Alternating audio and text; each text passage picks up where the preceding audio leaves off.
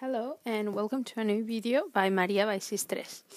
Today I'm going to be making a card, thank you card, and I'm going to be using some stamps from Winnie and Walter. I saw these stamps a couple of months ago and I fell in love with them, so I decided to get them on the internet. As you can see, I'm going to be stamping them with Versamark, and then I'm going to emboss them with black embossing powder from Ranger. I'm going to be using the fine detail because I want everything to work perfectly.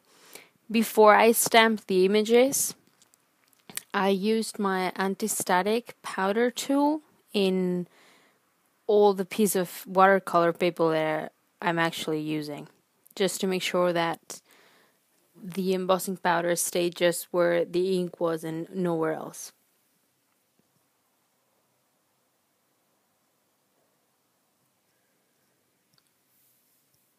You'll see that it doesn't matter if there's a little bit of the seam that it's not embossed, it will look perfect once it's done. So I'm going to be using some Brusho colors. I saw them for the first time in a video with Jennifer McGuire, and then I saw them again in a video with Sandy Alnock, and I loved how they looked. Actually, the way that I have them stored is the way Sandy Alnock has them stored.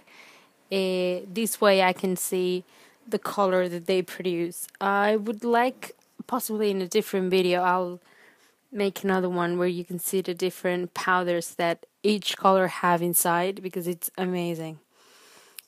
As you can see here, what I've done is I've just put water on where I want the Brusho colors to expand. Anywhere else, I'll just move it a little bit once it's dried, and the powders, as long as they're in a dry surface, they'll disappear, so they'll look great.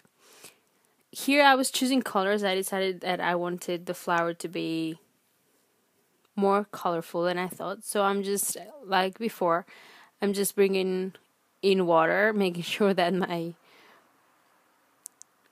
brush is clean. I'm just trying to make sure to stay inside the lines of the whole stamped flower so that my Brusho colors would only react inside of it. When everything happened, I realized that the flower was going to be darker than I wanted.